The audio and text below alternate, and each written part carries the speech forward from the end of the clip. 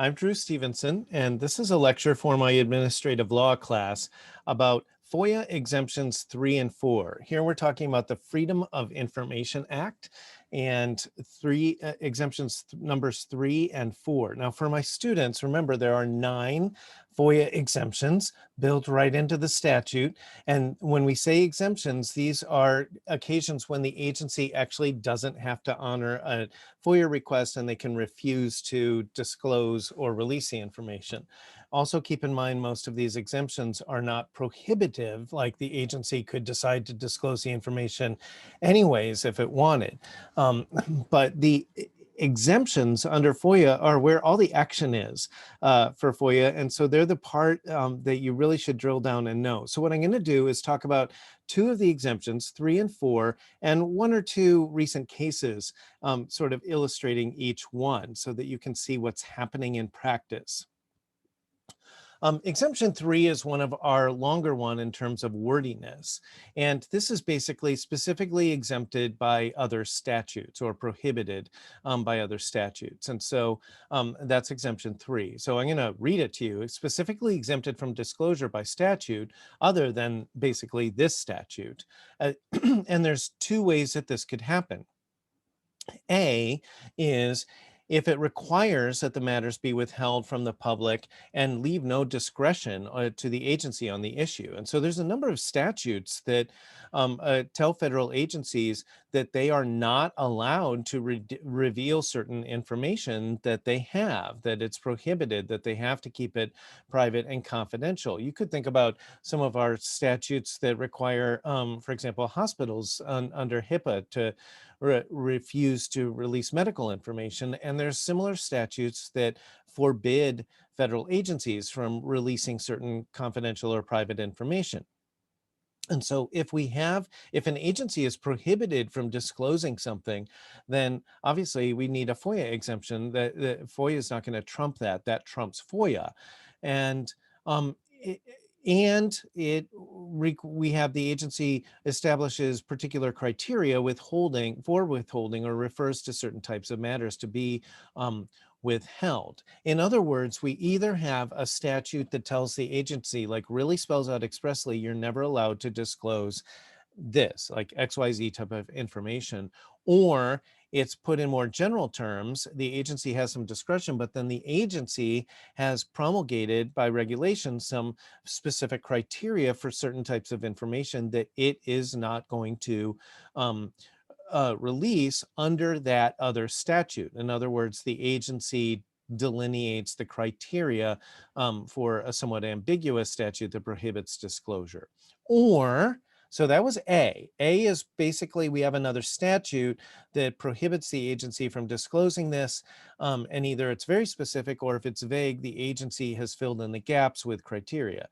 B is if it's enacted after the date of the Open FOIA Act of 2009, that was an amendment to FOIA, and specifically cites this paragraph. In other words, just so if you look at B for a second with me, this means that Congress, if any time after 2009, could just drop into an agency's enabling statute that the agency doesn't have to comply with FOIA for certain types of activities or certain data. And as long as they incorporate this section by reference, 5 USC 552B 3, then they're invoking this, and then we have another statute that exempts the agency. This can be a sort of a favor that Congress does to an agency that's in good standing. So I'm going to give you just a couple of quick cases. This one is from the district court in DC from 2013. This is Senate versus the Department of Justice. You don't have to know this case by name for my class. This is just to illustrate Exemption 3 and clarify it for you. So the exemption, information specifically exempted from disclosure by statute, applied to FBI information that would reveal identities and phone numbers of individuals subject to pen registers in an investigation of a protest in which photographs and other items were seized from the home of the requester, who was a photojournalist. The FBI was actually precluded from disclosing the information from the pen register statute. Now, you may be thinking, if you've already studied all 9 of the exemptions, there's another one for ongoing law enforcement investigations. The agency might have invoked that too, but here we actually, this is almost an easier one. It's more absolute. There's another statute that absolutely precludes or prohibits the DOJ from revealing pen registry information, people's phone numbers and who they called and when, and so forth, when they're doing investigations to the public. So they declined to do this. I also want you to see that this was somebody who knew he was under investigation and was trying to figure out what the FBI had.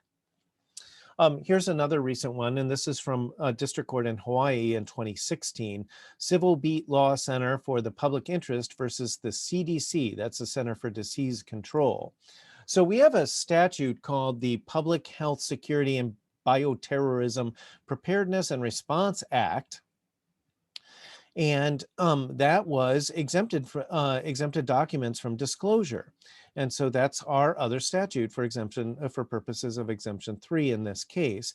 And under the FOIA exemption for documents specifically exempted by statute. The Act exempted, among other things, records that disclose site-specific safeguard and security measures and reports of an investigation that identified agents and toxins. So someone was trying to get this information from the CDC about where certain poisons and toxins were stored in different labs and things like that.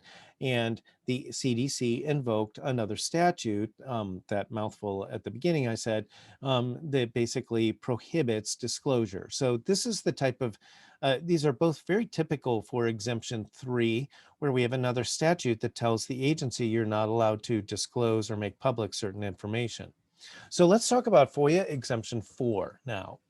This is 5 USC 552b4. This section does not apply to matters that are trade secrets and commercial or financial information obtained from a person or privileged or confidential. So the government can easily end up with trade secrets from companies and in its possession or other private commercial information. And now we have another one, some other statutes that are going to apply to things like banking information or some specific industries. But this is generally about trade secrets. And for shorthand, this is often called the trade secrets exemption, but our most recent case is actually about the rest of the exemption, about confidential commercial information. And I made a whole other video just about this case because it's the most recent Supreme Court case about FOIA and the FOIA exemptions, and it's about this exemption. And in Food Marketing Institute versus Argus Leader Media, the Supreme Court rejected a substantial competitive harm test that was being used by some circuit courts and held that this exemption applies, Exemption 4, when the owners of information customarily and actually treated as private and provided to the government under an assurance of privacy. And again, I'll explain more in a separate video the facts of this case and the court's rationale. Here's a review question to see if you've been paying attention. Which of the following describes FOIA Exemptions 3 and 4?